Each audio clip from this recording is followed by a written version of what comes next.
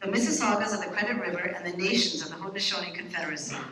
The territory was the subject of the Dish with One Spoon Wampum Belt Covenant, an agreement between the Haudenosaunee Confederacy and the Ojibwe and allied nations to peaceably share and care for the resources around the Great Lakes. Turo Wampum says we are going to live on this land together and respect each other's sovereignty. The Dish with One Spoon is an agreement that recognizes that we live off the same resources. It is hard to eat a collective meal together off a dish with one spoon, hence protocols are put in place to ensure mutual respect and accountability to each other and to the land. Ontario is covered by 46 treaties and other agreements. Today, the meeting place of Toronto is still the home to Indigenous people from across Turtle Island. Our intersecting communities are comprised of those native to this land, Indigenous people from other territories, as well as settlers who have come here by choice, force, or otherwise a result of colonialism and imperialism. The Truth and Reconciliation Commission 94 Calls to Actions reaffirms that the treaties with Indigenous peoples must be lawfully honored. We are all treaty people and are responsible for honoring and upholding those agreements. We are grateful for the opportunity to work on this territory and to share space with all of you. So it's really special. We've all been locked away for 2 years and watching countless Zoom book launches. And you know, I feel like we've all reached beyond saturation. And so, but for those who can't make it, we're very thrilled that there is a live stream and there is still an option for them to do that. So we're very thrilled to have everyone here in this space. This would not happen without the support of the incredible publishers who really worked together to ensure that we could pay for this space. At Another Story Bookshop, we have a zero events budget. We don't have any money to pay for venues. And so anything we do has to come with support. And the press has had such a deep commitment to their writers that they right away said, yes, let's do this and let's do it together.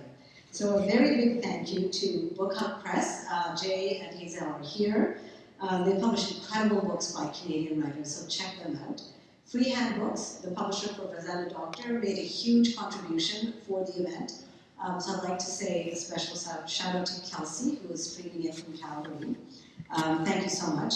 Huge thank you to House of Nancy, and also a big thank you to Penguin Random House of Canada. So without them, the authors wouldn't be here, and neither would we.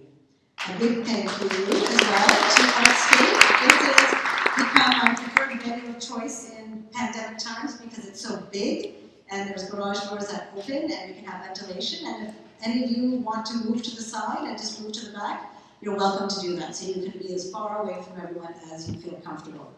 A big thank you to the Canada Council for the Arts as well for their support. A big thank you to Charlie Petch, who is a brilliant poet who just won a Relit Award.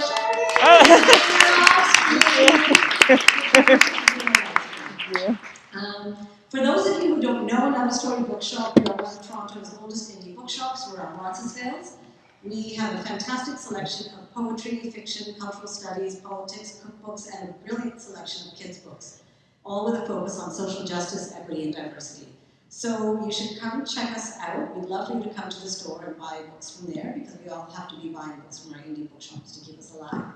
We have a very active virtual, hybrid, and live events program coming up for the next few months. We're back here on Sunday for a children's book event for a disability culture book called We Move Together, and a sex ed book called You Know Sex by Corey Silverberg and Fiona Smith. We're going to be launching Teresa Amacia's book, Unraveling Research, which is a critical look at social work methodology. We're going to be back here again on June 16th for a fantastic book launch with Robin Maynard and Leanne Betasamisaki Simpson for a book called Rehearsals for Living. We're going to be working with OCAD for a book launch with Undeliverable Scenes. So we've got lots of stuff going on, as well as a number of events that we will continue to stream. So check out our website, it's anotherstory.ca. And if you're all taking pictures tonight, which you can, please tag all the writers on all of your socials. They're all on various things, except for Cheyenne, who is on nothing in the socials. Get it, Cheyenne! Barely on anything, like you barely dip a toe into socials and then you're off of everything. So, you know, I think they need to step up their game. So don't tag them. So for tonight, we've actually got a bit of a different format. It's not going to be one author coming up and reading and then walking off and then all five and having a panel discussion. Farzana Doctor came up with a really nice, different way to have a book launch event, which is we're going to have one writer come up, read some work, and have another writer come up and interview them about their work. So you're going to have the writers in conversation with each other.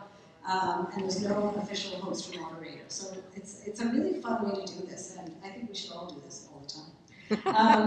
I am going to ask that everyone keep on their masks during the event. I have extra masks with me. There's some at the back, but this is a mask space, and if you don't feel comfortable wearing your mask, there are big doors at the back, and you're welcome to stand there without your mask. Especially during the book signing afterwards, make sure your mask is on, and we'll try and keep a safe space as well. So I'm going to introduce all the writers first, and then we're going to come up one by one in succession and do different things. So Dr. Madhur Anand is the author of the experimental memoir, This Red Line Goes Straight to Your Heart, the poetry collection, a new index for predicting catastrophes, and her new book, Parasitic Oscillations. And she has several other literary works published in national and international literary magazines. She is a professor of ecology and sustainability at the University of Guelph, where she was appointed the inaugural director of the Guelph Institute for Environmental Research. Farzana Doctor is a TK Toronto-based author, activist, and a registered social worker psychotherapist. She has published 4 critically acclaimed novels, including 7, which Viz magazine described as fully feminist and ambitiously bold, was shortlisted for the Trillium and Evergreen Awards. Her new poetry collection, You Still Look the Same, which Quill and Choir has called a powerful and necessary collection of great silences, was just released. She is also the Masi behind Dear Masi, a new sex and relationships column for FGMC survivors. Shani Mootoo is a poet, fiction writer, and visual artist. She was born in Ireland, grew up in Trinidad, and moved to Canada in her early 20s. She is the author of 2 books of poetry, her first, The Predicament of War, and the latest, Cane Fire. She is the author of several novels, including her most recent, Polar Vortex, which was shortlisted for the Giller Prize. Her first novel, the highly acclaimed series Blooms at Night, was now a Penguin Modern Classic. And I just love that, a queer, desi, South Asian novel is now a classic, right? I mean, it shows our age, but it just shows how important the series Blooms at Night was. It was, your book and Shyam's Funny Boy, that was the first book, such a big thing for many of us. So that's kind of neat that it's got that little Penguin Classic logo.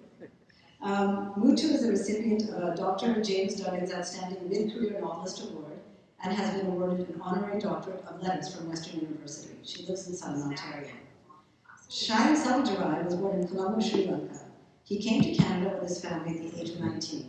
Funny Boy, his first novel, was published to immediate acclaim in 1994. It was shortlisted for the prestigious Giller Prize, was a national bestseller, won the W.H. Smith Books in Canada First Novel Award and the Lambda Literary Award, and was named a notable book by the American Library Association. In 2020, it was made into a feature film by director Deepa Mehta. His second novel, Cinnamon Gardens, was shortlisted for the Trillium Award. His third, Hungry Ghosts, was shortlisted for the Governor General's Literary Award. And he is the author of an acclaimed novel for young adults called Swimming in the Monsoon Sea. His new book is called Mansions in the Moons, and it is incredible, very different from his other work, and really a beautiful, beautiful novel. He lives in Toronto. And Sanna Wani is a writer who loves daisies. And if you pick up her book, you'll see why. It's a beautiful book. Her work has appeared in Brit, Poem Day Poets, and Best Canadian Poetry. She lives in Mississauga, Ontario, and Srinagar in Kashmir. My Grief the Sun is her first collection of poetry, and it is such a stunning book, and I'm very thrilled to say it's been one of her best-selling books of poetry in the last few months. So congratulations, Sanna. Wow, yeah, get it! All the books are for sale, so all the books that they've all written, not just the new ones, are at the back. My co-worker, Adjoa, let's give it up for Adjoa selling the books.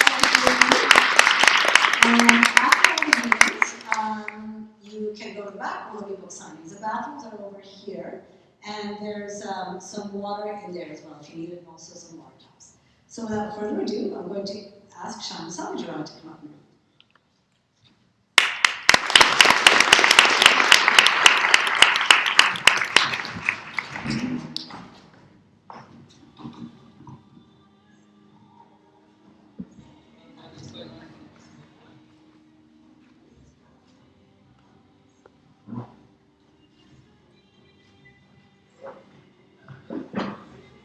No, I thought I'd stand and read, and then I might sit down. Madhur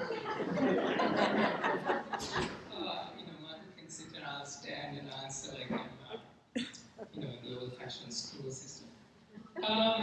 So thank you very much for coming. It's so nice to see you.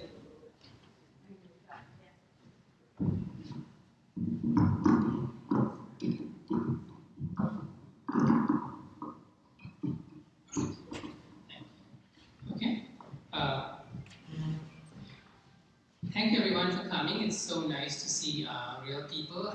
And also not just to see real people, but to see old real people from my past here, and it's wonderful.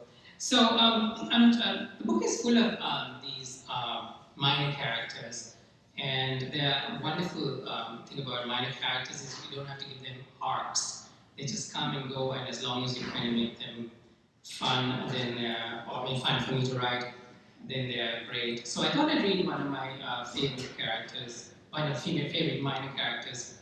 And so Yasodhara, the protagonist of the novel, has now been married a week to Siddhartha Gautama, who will subsequently become the Buddha. And she's going for her her visit with a courtesan, Vimala, to just check that everything's okay in the marriage bed and to answer any questions about sex that, or any problems in the marriage bed that Yasodhara might be having with Siddhartha. So, and the word Dahare means young girl or child, and Ganika means courtesan, and and note the standard of beauty in the reading. Yasodhara nodded and followed the servant up the dark staircase, enclosed in wood to maintain the privacy of the visitor, and also to keep hidden the women's living quarters on the second floor. When she arrived at the receiving room on the third floor, she took a moment to let her eyes adjust to the dimness. And then there she was, the courtesan Vimala, seated cross-legged on a charpoy in a ray of sunshine coming through the window.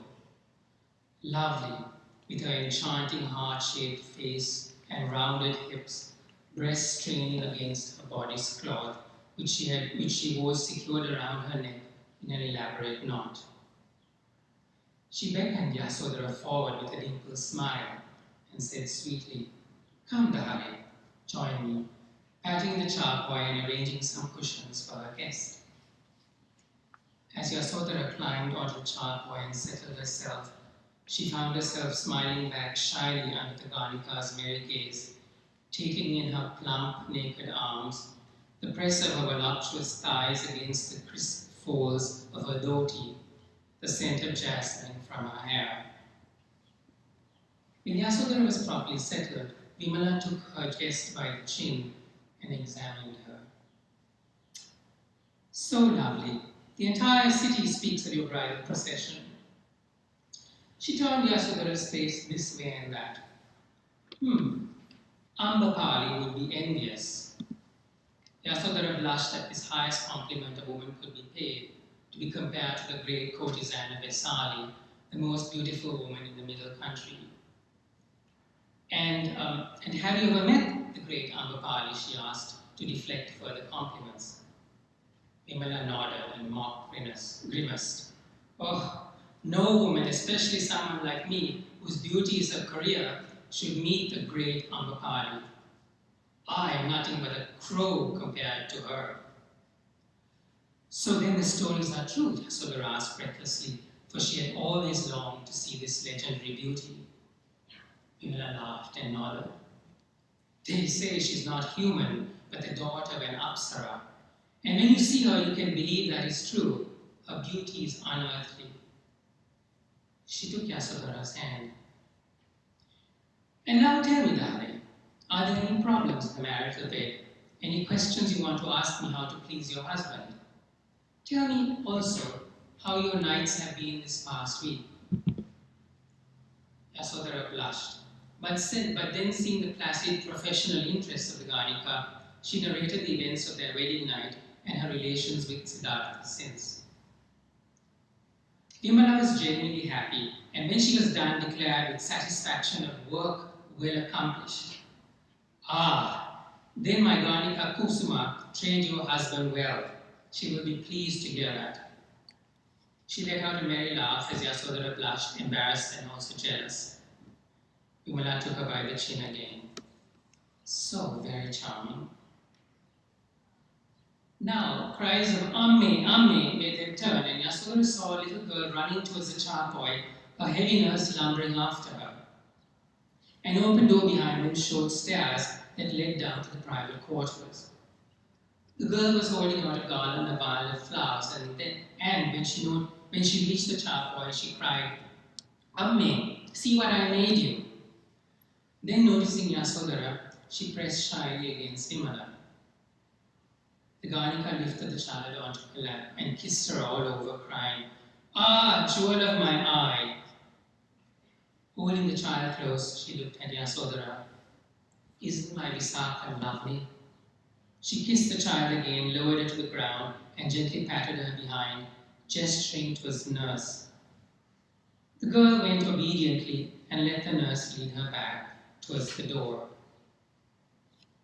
Her parents, Vimala said, were Brahmin farmers and died in a plague last year that destroyed their village.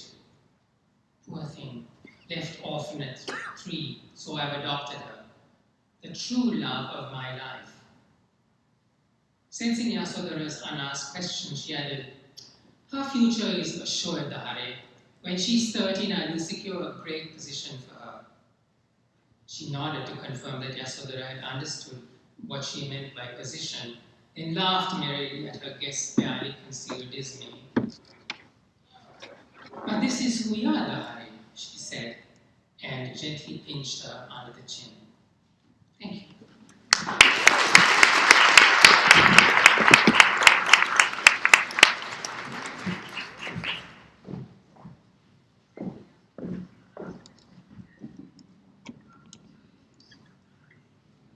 So, I have a request to say that the sound is not the greatest. I don't know, is the sound not good? Can you hear the back? For the lines, Or for the light.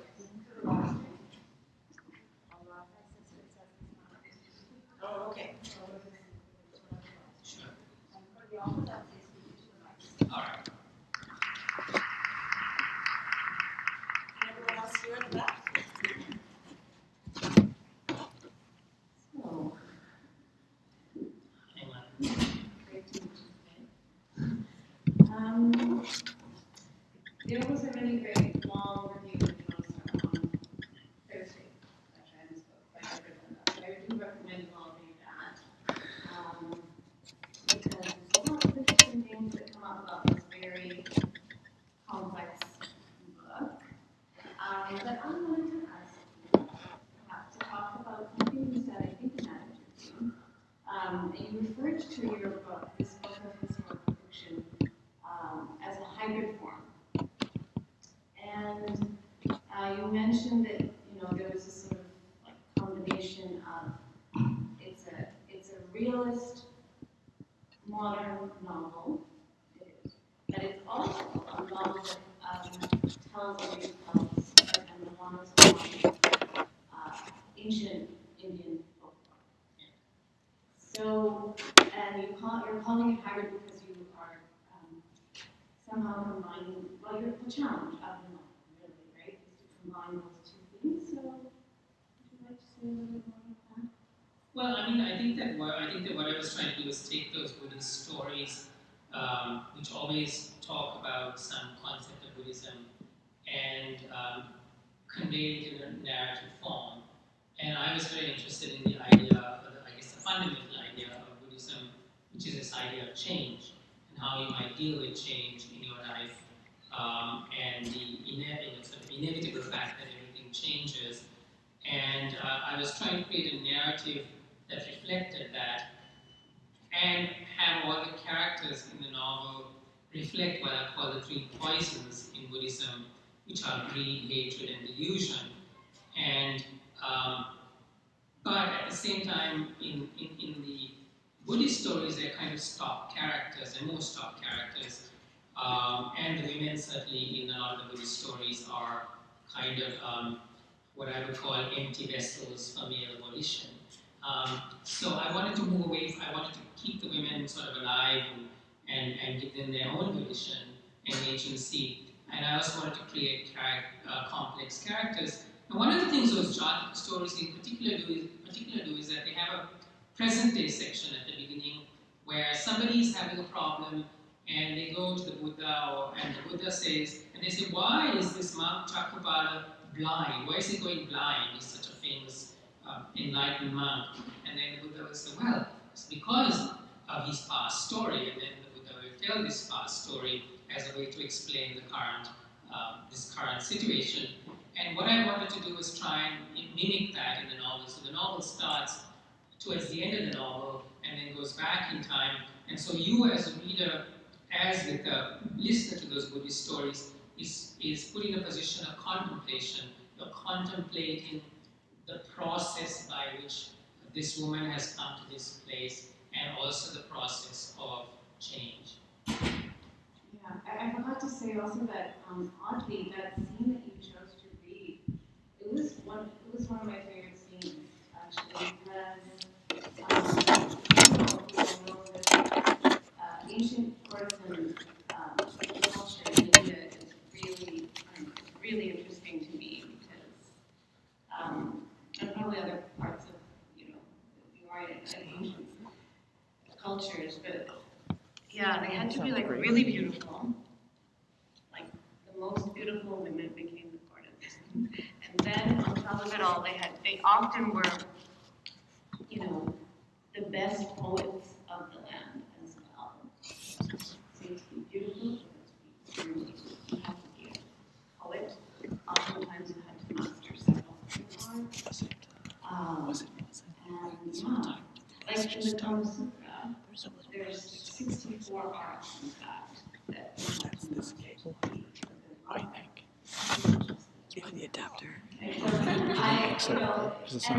the thing is, like, because you brought up this, so the thing in the novel, which is interesting in the novel, is that much of it is from the perspective of Yashoda, his wife, the Buddha's wife, right? And so from what I could gather, and also there's a really good author note at the back of the book as well. So if you have any questions we don't get to here, you can go there. It's told from the perspective of the wife, for which little is known. Nothing is known about little women's history. Right? So you talk about the challenge of doing that based on the imaginings of poets, because it was very written about the wife. Just talking a tiny bit. I have one more question after this, so don't talk too long. About the minor characters becoming major ones and the challenge of writing Yashoda. You mean about moving a character on the footnotes, the center of the novel? Well, I mean, in her case, what was odd about her not being in the earliest books, the part of the canon, she's there very kind of tangentially, and is often called Rahula Mata, the mother of Rahula, is that the book is full of these stories of women, who became Buddhist nuns, and their lives, and within the sort of monasteries, there's a kind of a nun. She's always challenging the monks, saying, you're wrong, I'm right, you're wrong, and you have these stories, and when you read them through the eyes of academics, you see them differently. You see, for example, that they had freedom of movement in a way that Indian women didn't have centuries since. You see that there was no widow burning, that widows remarried. You see business women, like all these courtesans were business women, they had vast properties, because that Ambakali I mentioned was a great supporter of the Buddha and would donated orchards to him. So it's a different concept, and it's interesting to think. I mean, it wasn't great or anything like that, but it's interesting to think that from there things got worse for Indian women, and so I used that in a way to infuse my portrait of Vyasa. The audio coming through here. It's so interesting. Just And has she is slight mom. doesn't have She does because there some sort of processing or Okay, something. one Maybe quick it's question about structure, form and structure. So the title is Mansions of the Moon, and that refers it just to takes kind of a structure of time. it just takes The it. mansions are, there's 28 mansions, like periods of time that breaks up the lunar month, and those are the I don't mansions. think OBS is doing anything. That's not. Zodiac signs. So there's those mansions, it's in the title. And then you also refer to and also use in the writing an interesting way that time was structured in the ancient times. Like we're talking 400 BC, 600 BC. The day was divided into 90-minute segments that were named. So there was 8 daytime periods and 8 nighttime periods, and the characters like talk about being in the first part of the, first of the 8th part and so on. And so I thought that was really That's just a meter type. and I just wanted to It's an pick audiobook. up on that a little bit. And finally, there's one more structure in it, which is like the book is in 3 parts, which are like 3 phases of the Sanna's lives.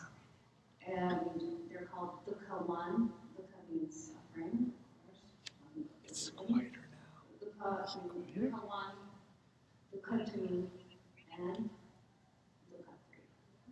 So yeah, I just picked up on that like structuring of time at different scales, like the daily scale, the lifetime scale, the astrological scale. It's weird. It sounds like someone's Was messing that with the something mic. you were conscious of in your writing, or is that like did you use that structure to help you write? I mean, I think the structure of the 3 parts, actually there's 5 parts because there's Frost on the River, Dukha 2, Woman Eaten and Dukha 3, which is also called the 3 fires. So I don't really think of the astrological, I just think structurally how to render this thing. And the dimensions of the moon. We have to make sure that this device is sent to the streamer. So I think that will probably be on YouTube. It's either YouTube or in system settings. So does this program go to YouTube? And then I think that thing about the 90-minute segments was hard, and I think I really struggled with afternoon, and then finally I was like, okay, I'm just going to call it afternoon, and Go to your system settings and then set this is your because I just microphone. couldn't, I just tried, and I just couldn't. That was right. Because what I was trying to do is, I would say, in the 8th segment of the day, when Surya was on his way down to join, Surya the sun was on his way, finally in the last home stretch, to join his beloved Usha's dawn, and then it gives the reader some sense of what time of the day it was for, the first part of the day, or the last segment of the night, as Ushas was, riding across the sky, spreading out her, big scarves and stuff like that. So I use Surya and Ushas as a kind of way to describe the time. Plus also Yasodhara and Siddhartha's childhood nicknames are Surya and Ushas because he used to follow her everywhere when they were toddlers, in the same way that the sun follows dawn across the sky. So but that's all I was really thinking of in terms of the time structures. But it does move, it does cover a lot of it. Yeah. There's music Yeah. and movement Yeah. and you can help us to feel like such an epic story in moments. But I never intended it to be an epic, and I really didn't realize it was an epic until the first readers kept using the word epic. And then They I wanted always it say to be that. short. They always I say wanted that. it to be small. But I it's wanted really it to be epic. I mean, come on, I mean, I 400 guess I thought it was this 600 intimate marriage story of a marriage, and Yeah. I kept trying to truncate it down, and then finally a reader, the novelist Kathy Page said, she said, I know you want it to be 250 pages, but I'm really sorry to tell you that it can't be, because what you've done is you're kind of shaving her down, and you shouldn't do that. Interesting. All right. Well, All right, thank you. Thank you.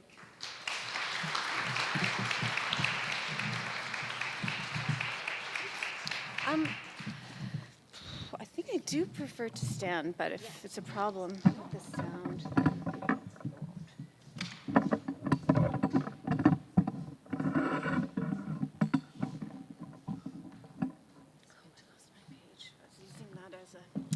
I was using my notes as a bookmark.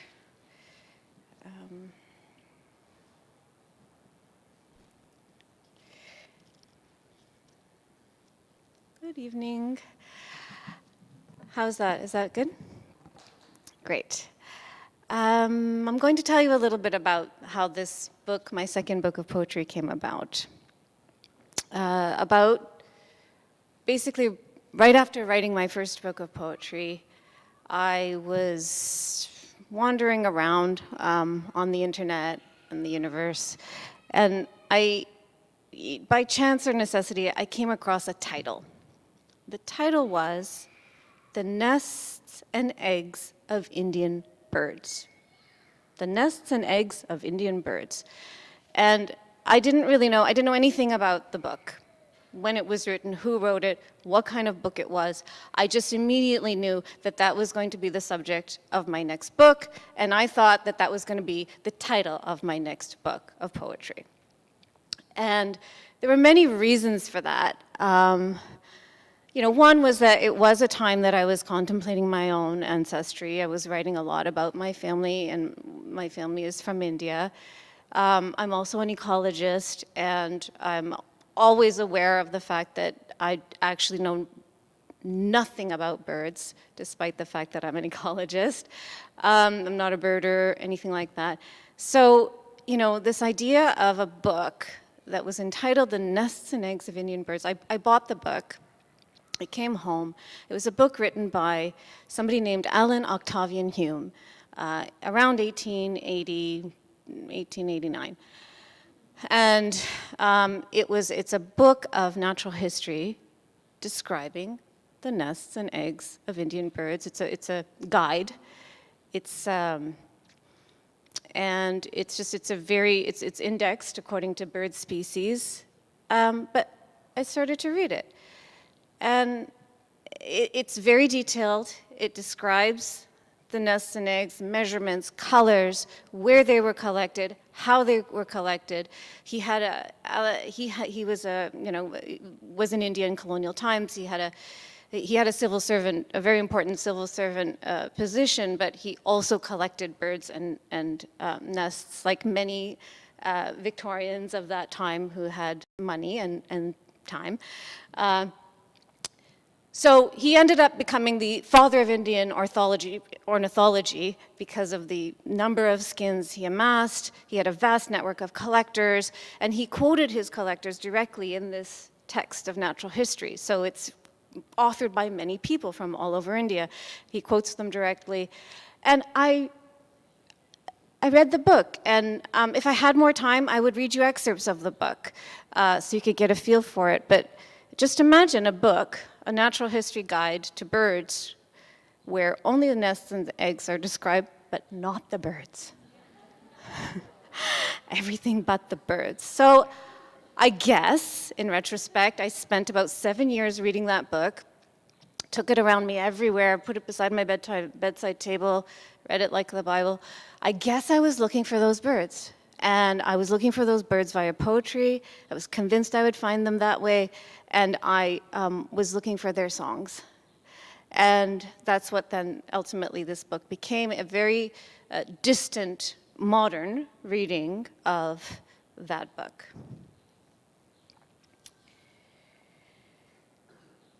White-throated laughing thrush caught in my throat. From April to June, I watched the American robin's theoretical eggs on the northwest corner of my front porch while reading about another bird theoretically laying her eggs, a deep and beautiful green, shining as if recently varnished, in the lower southern ranges of the Himalayas. My father's sister, my bua, lives there. She went to the beauty parlor to have her face bleached, but it turned out blue, like Krishna's, or like robin eggs, in the sense no one can explain precisely why.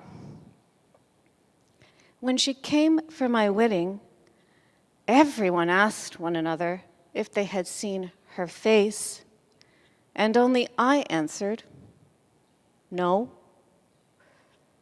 Years later, when her husband died, I called her on my father's insistence. I could not say any words beyond my own Sanskrit name, as if it were a song, like shades of blue when they fall through cracks. Their notes, though rather harsh, are very varied and quite conversational, said Colonel J.F.L. Marshall in The Nests and Eggs of Indian Birds. The old bird will remain on the nest until within reach of the hand, remarked Captain Hutton. Do not call if you have nothing to say, said my bua.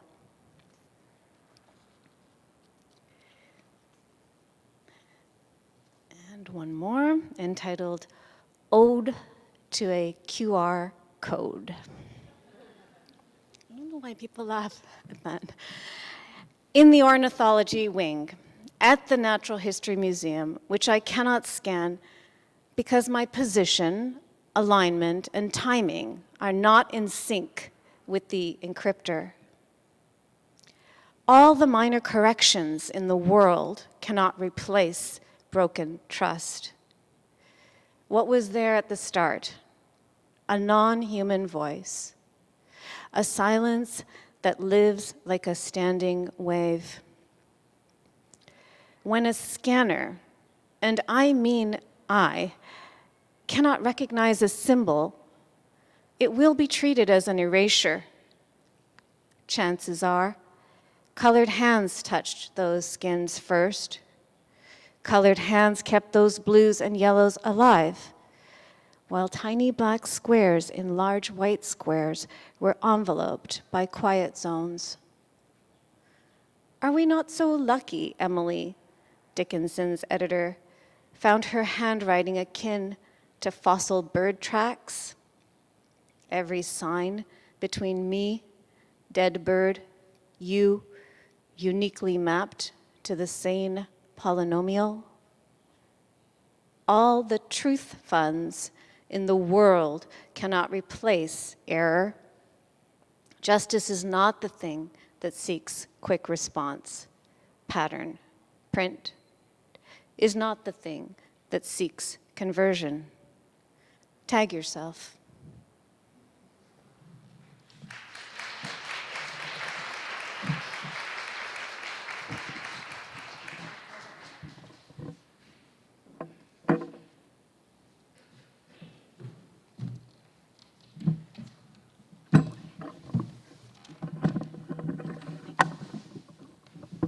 Hi.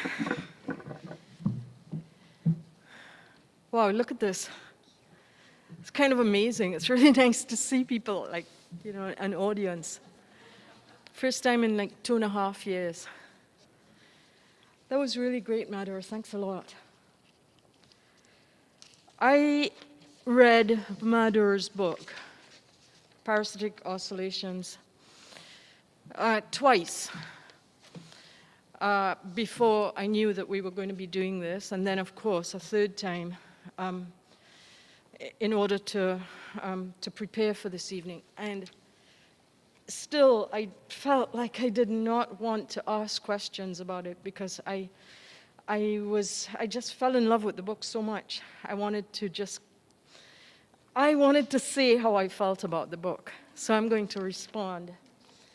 And then I'm going to ask Madhur, actually, to read a particular poem, one or two of them. So, Madhur, as I read your new book of poetry, Parasitic Oscillations, a couple memorable lines of text from your memoir, This Red Line Goes Straight to Your Heart, came to mind. And these are your words. A cusp is mathematically defined as a point at which two branches of a curve meet, such that the tangents of each branch are equal. Like husband and wife, like work and life, like art and science. And I'm going to extrapolate slightly and say like poetry and science. If a reader of this book, Parasitic Oscillations, tilts her head slightly, particularly if that reader is not herself a scientist, the language of science, as you have set it down, can read all by itself like poetry. But your scientific renditions of ornithology regarding egg and nest collections of birds in India, for instance, go well beyond reads like. I found that as I read, particularly the section titled Songs, which are basically verbatim accounts written by A.O. Hume in 1889 in a volume titled, which you talked about just now, The Nests and Eggs of Indian Birds, of how specimens of nests and eggs were collected and then housed at the National History Museum in Tring, India. I found that these words, Hume's words, were one branch of a tangent of a cusp that you were providing us. You didn't give us, in words, the second branch that might have been called poetry. What happened was that second branch grew inside of me as I read Hume's words. And my response was to experience the violence of and in his collection and collecting methods, and to immediately parallel this with the violences of imperialism and colonialism that we know as they pertain to India, but that as a person coming from a colonized place and now living in one, I too know.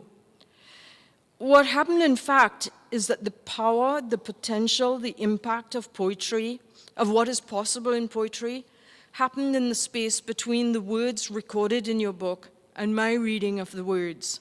The provocation of a feeling and understanding of something that in many ways is so huge, so violent, that to put it into the compact and ruled space of poetry risks reducing it.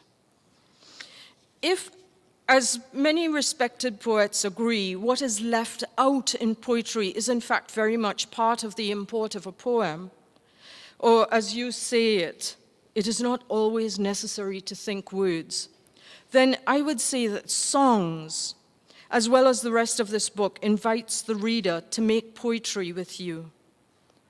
In another poem, Rising Variance, as an early warning, you say, "The birds are gone, but I'm still listening."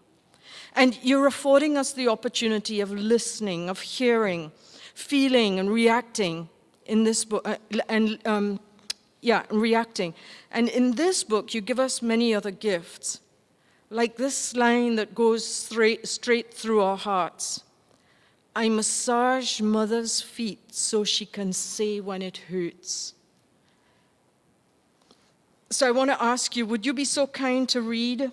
I don't know which of the songs you will read, but you've chosen a couple, I think. Yeah. Thank you. Thanks, Shani. That was a gift.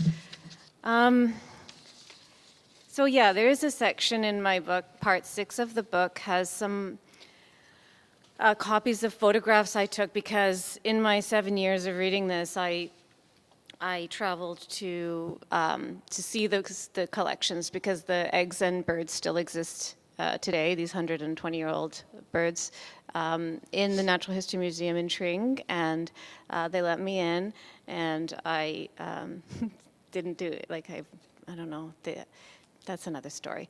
But I took photographs, and with the help of a student, we found QR codes of the actual songs of these birds, because some of them still exist today, and so you can, and they work. So that's what, and and rather than, and then I have a caption under them, like that are numbered. So this is song 3, and this is text from The Nests and Eggs of Indian Birds. So song 3. Are you going to play it? First I'll read it, or should I don't know, what should I do? I was going to read the caption. Okay. Should I? Sure. Or do you want to do the other thing first? I'm going to read it now. Song 3. The very day after the nest has been cleared of perhaps 4 slightly incubated eggs, a fresh one that otherwise would assuredly never have seen the light is laid, and that too, a fertile egg, which, if not meddled with, will be hatched off in due course. It might be supposed that immediately on discovering their loss, nature urged the birds to new intercourse, the result of which was the fertile egg. And this, in some cases, is probably really the case. A. O. Hume.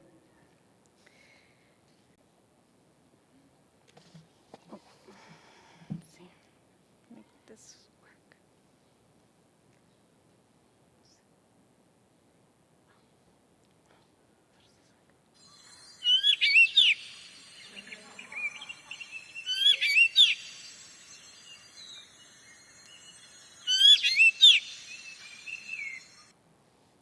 It's the black drongo. I don't know if you want to, like, while you do that, I can, We're supposed to wrap it up. oh, oh. It's okay. The bird has the last word. Okay. All right, well, thank you so much. Do we have enough time to read?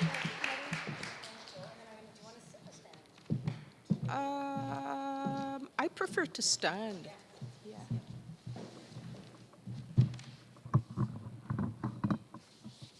Okay. Thank you. Thank you. Excuse me. So, veranda. This is called veranda. From city eaves dangled Jack Spaniards. I should say Jack Spaniards, it's a kind of wasp, okay?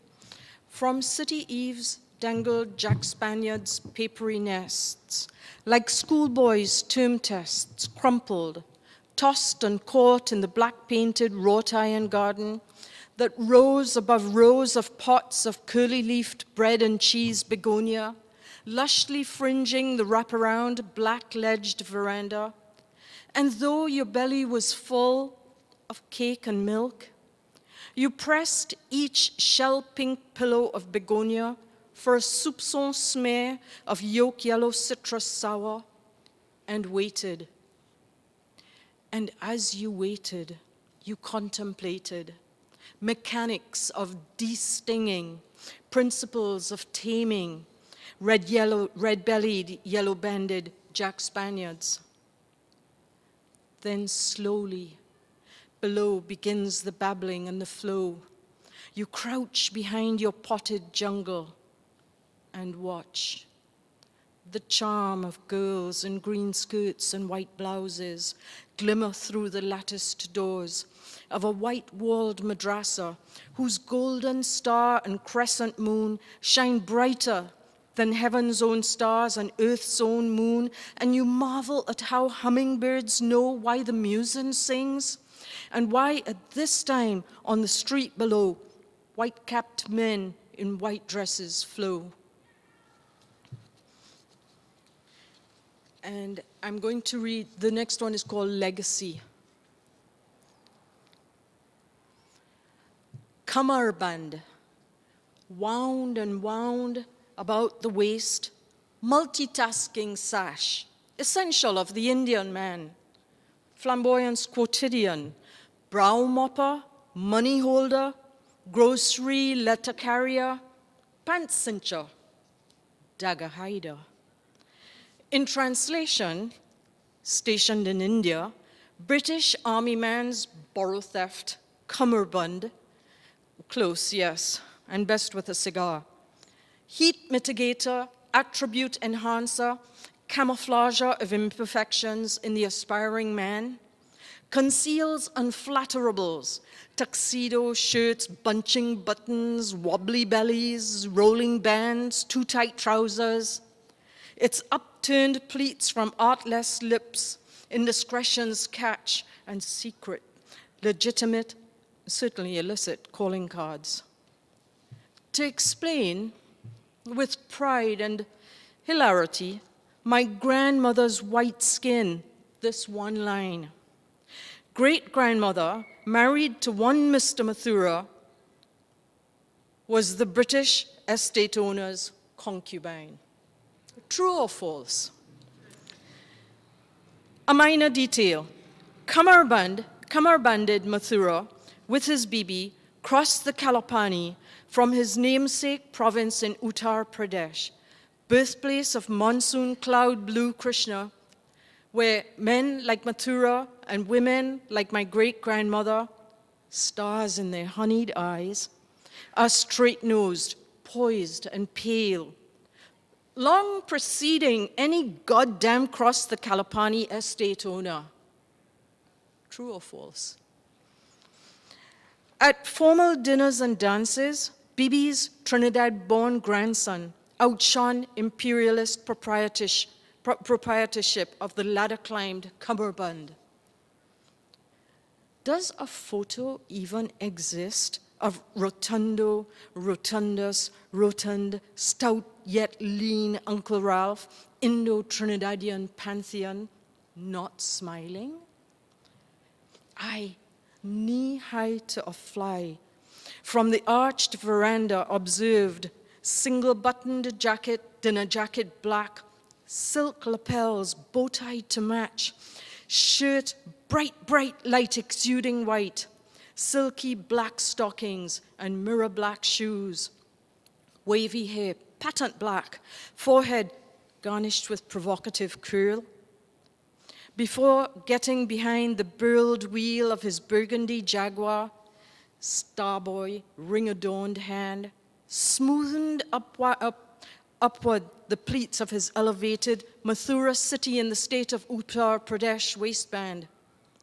On leather heels, honey-eyed, he spun, and voila, a flash of dash.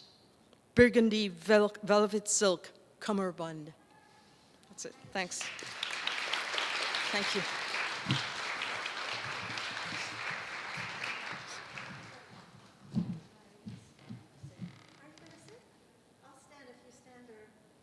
I'll sit if you sit. I'll stand if you stand. What would you like to do? I'll stand. Okay. Yeah, that's why people can see my dress. Shoes on these riders is something extraordinary. So you got to check out their shoe game. It's actually very spectacular. You'll have to also for the live stream. Sorry? You said he's going to take a picture of your shoes for the live stream. Okay. Okay, I have a couple questions for you. And it was lovely to hear you read because I was really enjoying, as I was reading your book, just the rhythms and the melody. I tried to read them out loud as though you would. I've talked to you a bunch of times, so I imagined your voice, so it was lovely to hear you. Thank you. So, can you talk a little bit about the process of marrying visual art with your poetry? There's a lot of visual art throughout this collection. It's quite beautiful. And how you came to make the artistic choices about marrying those two things. And if you'd like, you can talk specifically about the smoothest of stones if you want to choose one. Okay. But we only have a few minutes, right? Yeah. Yeah, well, so so my first practice, I would say probably the first thing I did was write poetry, and then got into trouble for writing lines when I was a child, like man loves man, woman loves woman, man loves woman. You have to try to explain that to your parents when you're that high. So I put the words away and started making artwork, and those things have stayed. I was a visual artist for most of my life, fell into writing eventually when I wrote Serious Blooms at Night and my first book. Fell into writing. Yeah.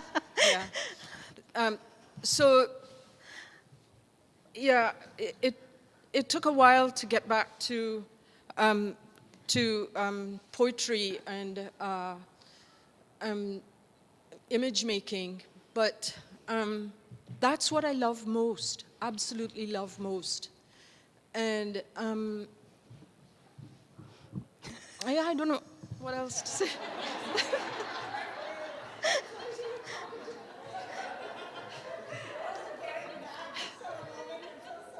It's easier to move the mic than to move me. I know.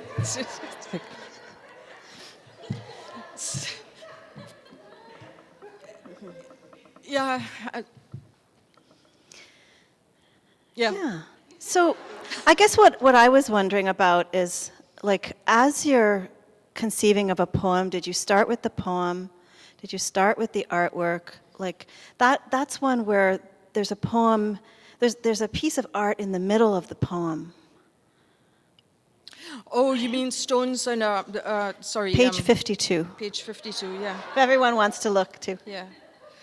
Yeah, you know, so the funny thing is, I really, really wanted to get back to making art and to writing poetry and so on. And there's something really kind of wonderful about the interaction with Jay and Hazel, and knowing that, my publishers, that Jay is also a poet, feeling a bit of comfort there, a bit of safety and so on. And there came a point in writing after Polar Vortex had a certain kind of visibility. I really, really wanted to get back to you know, kind of getting on in age, right? So it's time to get back to who I am. And that's, yeah, so this here is what Farzana is talking about. This book has quite a few images and so on. I didn't want the poems to stand by themselves and then shove images in. I wanted the images and the poems to work, images to work where words wouldn't work, and words to work instead of, or at the side of, or something, and the blank page itself to be like a canvas. And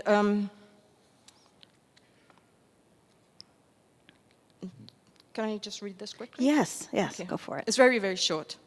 It's called The Smoothest Stones. The audience, wanting a podium, offered the podium. Punish who? Banish you, clownish him, manish her, follow us, shun them? They brought with them their own plates of back cake and silver buckets of palm-sized stones.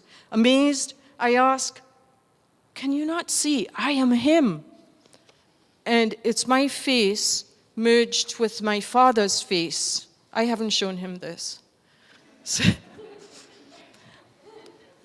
I don't know what to say about it. Okay. Do I have time for another question? Yeah, okay. So should I move on to another question, or do you want to still think? I can do both. Okay. So I was reading the acknowledgements, and the piece where you talked about what you initially submitted was quite different and raw, and then Yeah. it shifted in the editing process. Yes. And I've been thinking a lot about the editing process, because I think I had a similar experience where things were very raw and then they changed. Can you talk about how that happens for you? You should ask Jay and Hazel. I mean, I gave them one manuscript, which I believed that was the manuscript I was going to present again after having having not published poetry for a very long time. But feeling that this is my voice. This is my voice here in the poetry, and when I gave it to them, I continued to work. Something happened after Polar Vortex, particularly after it was shortlisted for the Giller. I don't know, I felt a kind of freedom. Also, in the pandemic, and I wasn't well for a little bit, I felt like, no, I want to do what I want to do. And it's as if I was breaking out in a creative kind of way. And I started putting the images and the words together, and I wanted to find a way to make them not work separately, but to actually, like the images in a kind of a way, are words. And the words, well, we know this in poetry generally, the words are like images. But I really wanted to marry that. So it was not a book of poems, and on then the other page, it's a book of images. They really are together. And I'd like to explore that more because, yes, it felt like some part of my brain was coming together more holistically for who I am. Yeah. Well, it worked very well. Thank you. Are we getting the Great. sign? Okay. Thanks a lot. Okay.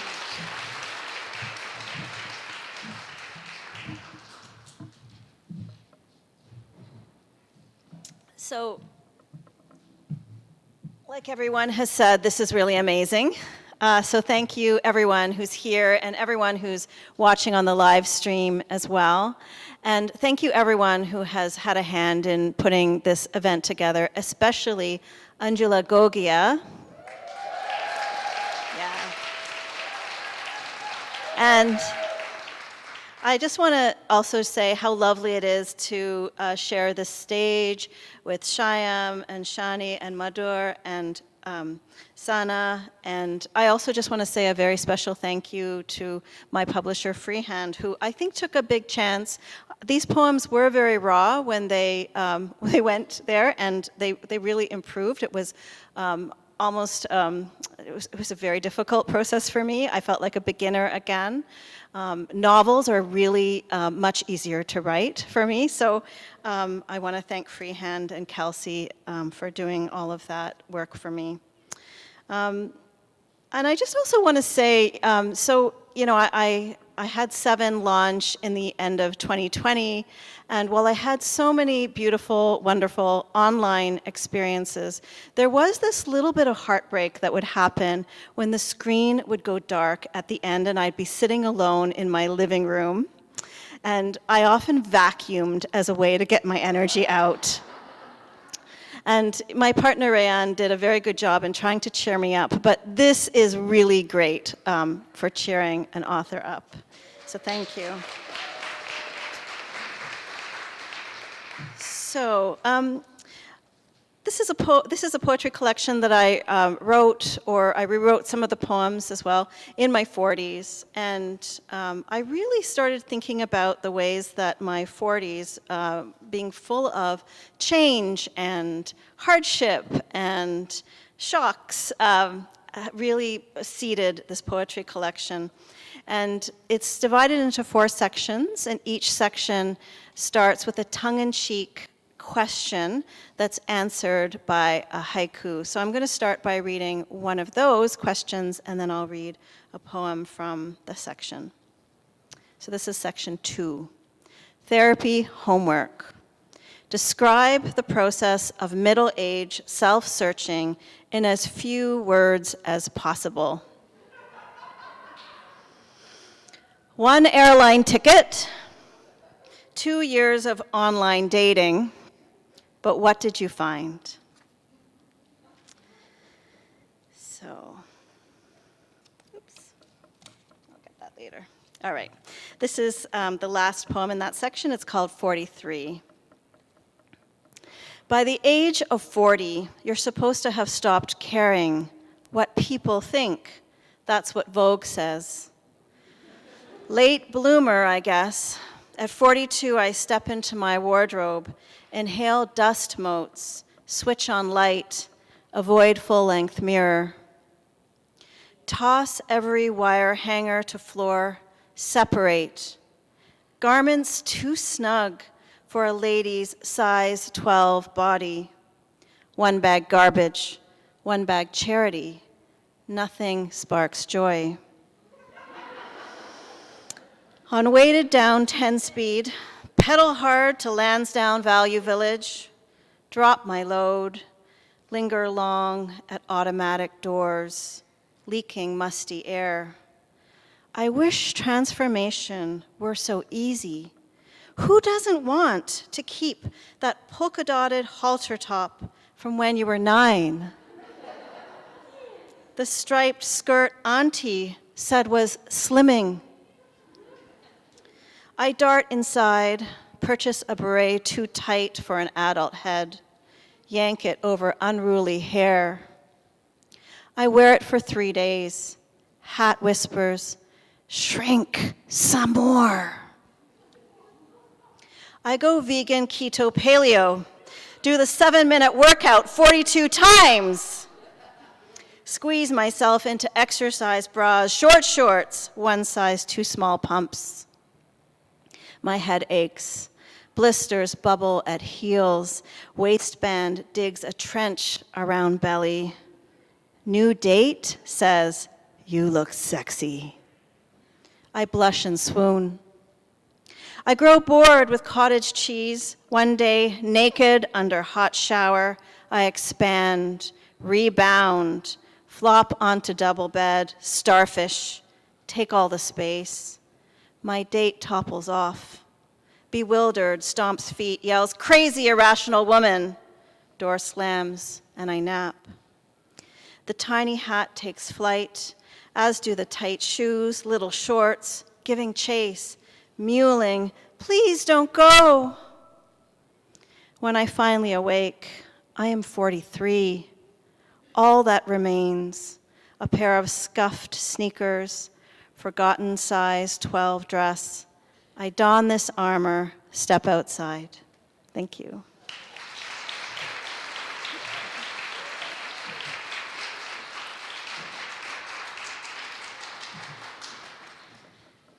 And Sanna, are we doing standing or sitting?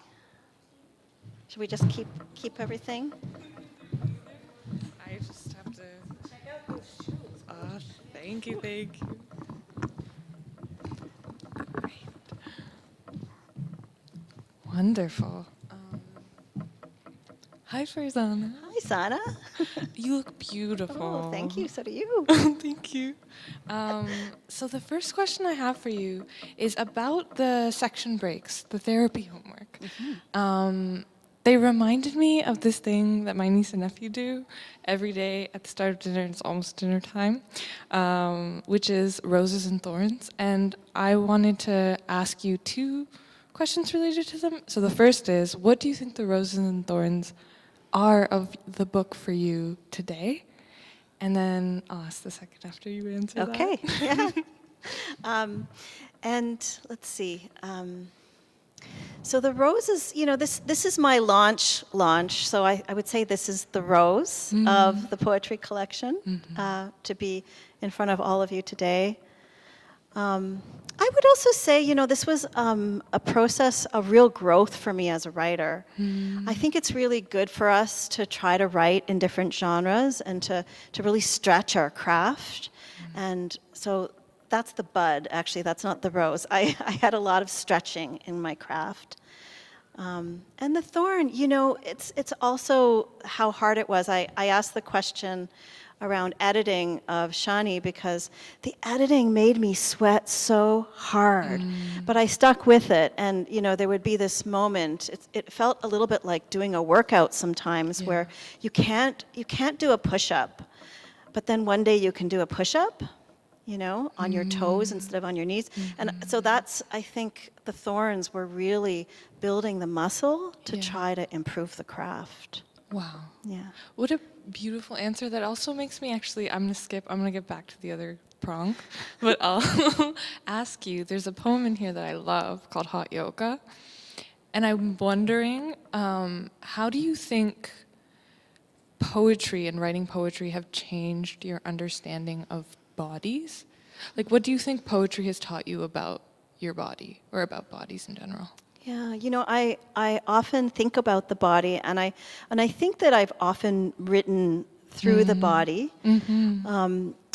My sister is a Feldenkrais practitioner, which is a very body-based kind of modality, and she introduced me to Maria Meindl. I don't know if Maria's around or listening, but she taught this workshop about how you write through the body so that you can get really good at like showing movement and feeling things in the body.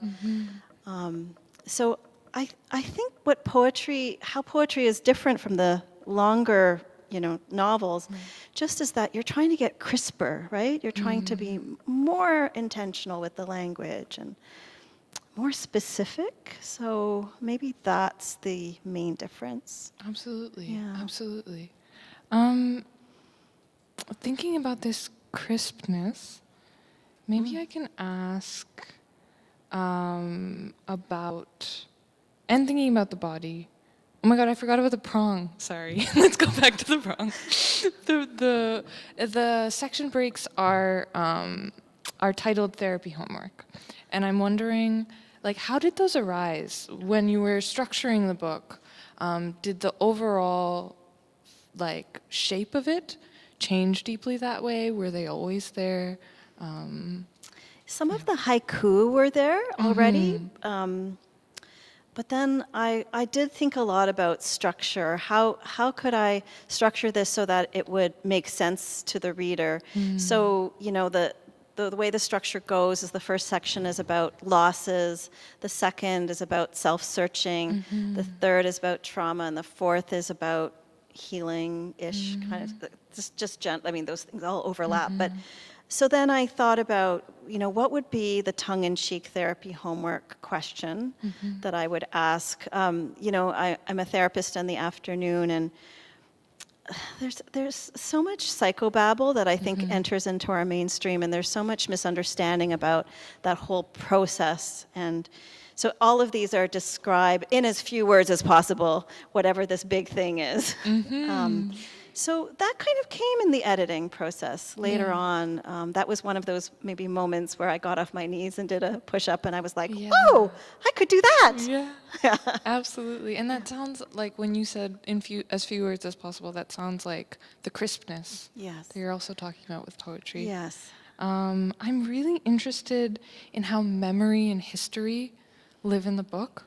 I'm wondering if you can talk about how poetry has affected remembering, and maybe that relates to the body too. Yeah, and it has, because I had a number of these poems, and then I was like, okay, I think I have a poetry collection. And then it was as I was structuring, like, which ones go together, that I realized that I was constantly working with past and present. So there's like mom grief poems that are next to breakup poems. There's childhood bullying poems that are sitting next to adult racism experience poems. And I think that we're always that, right? Like, we're always living past and present. And it was only when I was structuring this that I realized how much I was doing that. Yeah. I love that answer too, because one of my favorite poems is the daylight savings poem. I think Fallen.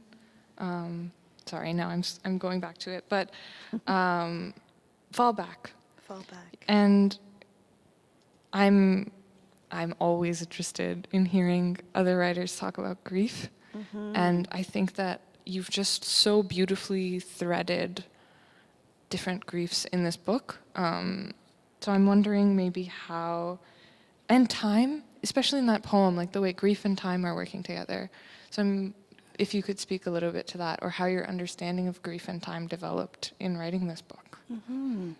So yes, that starts out with, thinking about the present and how we can see 2 a.m. twice. If we want to, we can go dancing, that kind of thing, right?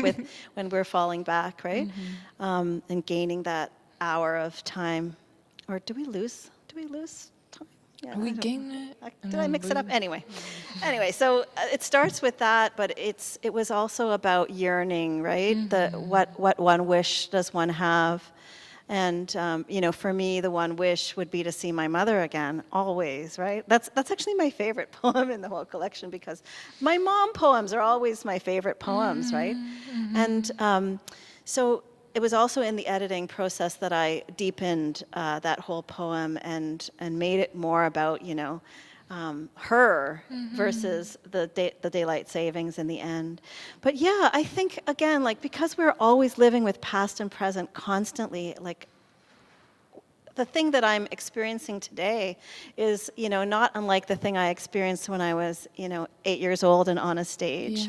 So yeah, so I think there is something sweet about the poetic process where you're sitting there and you're attuning to your own emotions, and you go deeper and deeper, and then you find the lines. Absolutely. And that reminds me of your title, and like the title poem, You Still Look the Same, which is this poem where you meet, again, a friend, like a childhood friend, 30 years later, and then 7 years later to get dinner together because time management. I share that one. But could you maybe speak to that particular, I don't know whether it's an emotion or what, but that resonance that exists across time to say to someone and to have someone say to you, like, you still look the same, and it's like, I don't want to use the word good or bad, it's like much bigger than those. Yeah, and you still look the same can be about how we perceive things, but it can also be just about, like, when you meet a childhood friend, they just kind of look the same, even though we all have wrinkles and white hair and all of that. And also just how they reveal things to you that are about your own history that you didn't know because you can only perceive in your own small way. And I would have never guessed meeting that person that we had the same experience as well. She was a white Portuguese woman, girl at the time. So also kind of like, oh, she actually experienced being called a Paki as I did in our small white town. And so kind of, yeah, that's about perception. She still looks the same, and she remembers the same thing. Yeah. Yeah. I think we have to roll. Yeah. No. Yep. I have to get off the stage. Thank you. Thank you. Thank you for that reading, that close reading, Sanna. I'll stay here. Okay. Hi, everyone. This is Farzana's book. I'm just going to open it up and read. I don't have the words to say how grateful I am to be here, and Anju, and Madhur, and Farzana, and Shyam, and Shani. Like, I'm just, like, I look up to all of you. I feel blessed to be a part of this reading, and I'm so grateful to all of you for being here. I'm going to read 2 poems about friendship from the last section of the book, because I would like to take this opportunity to publicly embarrass people I love, including the person standing at the back of the room, who is my cousin and dear beloved, who privately embarrasses me frequently. So this is Sorrow is a Promise. I would start my explanation with, in every memory I have of you, you have a look of patience on your face. I know how you love your family. I know there is no real question here to begin with, just knots of time neither of us can untangle. We shouldn't have to. Yes, I know we have tried. Yes, I know we have the courage, but lately, Tabir, when I dream of you, you ask me if you are a coward. I know the answer, but the explanation would take years. With time, this will become easier to hold because grief is good to us both. Grief says, I hope summer is kinder because grief knows you deserve kindness. Grief weeps when the world does not give it to you. This kind of love is not out of use. Grief is not a useful thing to begin with, and neither am I, so here we are mourning our whole lives. Let's marvel at our tenacity. We knew from the start. This did not dissuade us. Something inside you said, reach for the world, and you did. There's nothing to do now but run our hands under cold water. No, I am not sorry either. Sorrow is a promise I make without sense. It sounds like a prayer. It circles my memory. Thank you. And the other is a poem that I wrote after a beautiful day with my friends, including my beautiful friend Natalina, who's in a bright yellow crochet vest which she learned to crochet during the pandemic, which is great. Thank you for showing us your wrist. How does a smile get inside you? There's the sky tilted with light. There's the loosening we call a sunset. Here is where Natalina danced, and here is where Allison and I laughed. Lily shared a blanket until the ants came crawling. We didn't mind because we understood hunger. Open your mouth and I am full of oxygen again. Love is what is alive between us, as good as air. Behind me now is a sky full of color. Beneath my face is a soreness, smile marking muscle. When I am old, you will sit on my skin, the corners of my mouth. Joy is a promise we make with our body. My skin, like the sky, is bright with memory. I am always falling apart and back together again. There is always more sky to drive toward, new light to cling to. Thank you.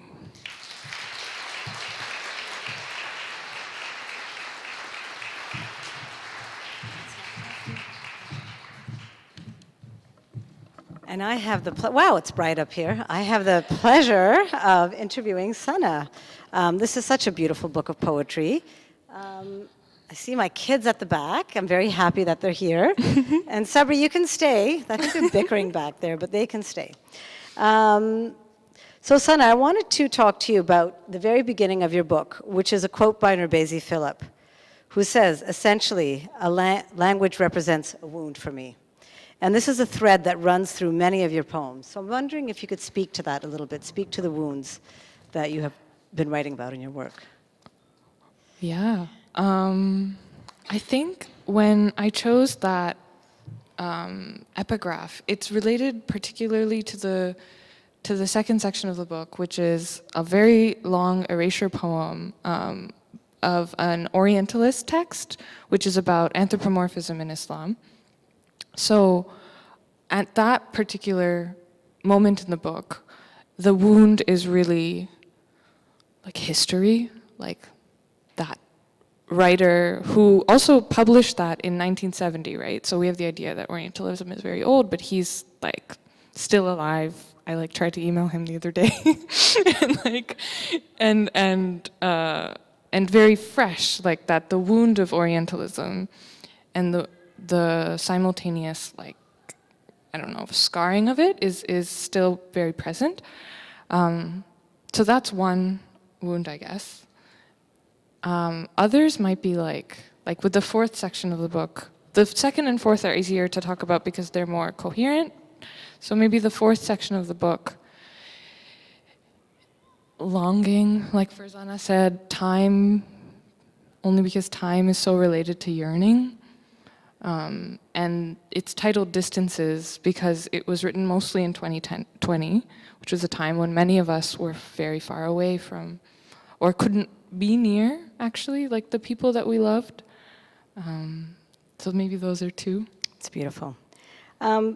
I wanted to speak about faith in your work because, you know, we live in very secular times, and if you move around in the Canlit circles, it's a very secular world and writing that we speak about. But there is so much in your work about faith and spirituality that I find very beautiful. And I'm wondering how you see yourself within the, you know, this thing that this amorphous thing that we all call Canlit, and the work that you do particularly, and how you know, you're published by House of Anansi, which is one of the most Canadian presses around, right, with a very long history. So if you can speak to that, you're writing about faith and about spirituality and about God, that's very clear. Yeah. I think it's hard, it's not hard to write about faith. I think faith and poetry live very, very closely together. I think it's hard to get published writing about faith. I think that I've been very blessed to have, like, many of the other poems in the book have been published by wonderful places, but none of the poems in that section, I'm pretty sure none of them were published anywhere, because I think, I don't know, secularism does that funny thing, right, where it says that this is so personal, but it's so communal, and I've found that similarly with poetry, there's that discourse of like, it's individual, but really, like, if the pandemic has taught me anything, it's that we can't do it alone. Like, you can't write alone. and I think every day I learn more and more the same thing about faith. I think that answers your No, it question. makes sense, and it leads me to my next question, that there's so much in this book that, you know, it refers to other writers and to other poets. And you can really read in your book that you are writing in a community of writers, right? There's so many that you reference. So can you speak to that a little bit more, you know, to your work around writing in community with writers and how those works influence your own poetry? Totally. I think that poetry begins and ends for me with other people. It's like, people is not even the right word. It's like the relation. So finding community around poetry was when I really felt myself able to grow. Like, I think many of us begin writing when we're very young and we like experience things, or like Shani, in your answer of painting and then switching, I think I did poetry for a similar reason. It felt coded. It's like, this is something that only I can really understand. But I felt my growth as a writer really only happened when I began being in community with other people, making friends, and being able to share your work with each other for no other purpose but to read it together in that moment was so nourishing. And it's what I go back to. It's what I think this event maybe is also about, and so, yeah. It's very clear. And you know, one of the things that I love in your poems are your poems of desire. You know, there's so much playfulness, and yet there's so much fierceness in them as well. The very slow steps towards you are not what my feet do. It's such a beautiful line that comes through. So can you speak, it's going to be my last question, but can you speak to what you do with desire in here, and the ways in which you play with it? It's really lovely. Oh, thank you. What do I do with desire? What does desire do with me? Is maybe my answer. Yeah. It just, I think that similar to longing and similar to the questions of wound, it feels like tracing, like mapping, and I think desire has always showed up in that, and in that community thread too. It's all connected. It's all one big mush. Because desire feel like the epigraph of the fourth section is a quote from a poem by Robert Hass called Meditation at Lagunitas, and it is longing, we say, because desire is full of endless distances. And I think that, yeah, I have never found a point of my desire. I've always felt like I've been, what is this? What is a word for this? Yeah. It's been, I think that's what poetry has helped me do. It's helped me run my hand along the length of it. I think my mic is not on. No. Okay, I'm going to grab it. Yeah, please. And with that, we're going to wrap this up. Wait, Sanna, don't go. I just want to say a few things. Thank you so much. We've decided to move the book signing tables outside. I didn't tell the writers because I made that decision, so I hope that's all okay with you. So all the book signing tables are outside so we can all get some fresh air. I'd like to bring up all the writers just for a congratulatory, to congratulate everyone. So if everyone can just come up on stage. A very big thank you to Sanna, Wani, Farzana Doctor, Madhur, Anand, Shani, Mootoo, and Shyam, Selvadurai. This was a really lovely evening. Thank you all for coming. Thank you to Charlie Petch for the live stream. And I hope you all buy a lot of books, because there's a lot of books for sale, and we would love for the authors to sign a lot of books. It's our first book launch in so long. Buy their books and get them to sign it. Gift them to friends. It's summertime. Buy books and be out in the parks and read. So thank you to everyone for coming tonight. Thank you.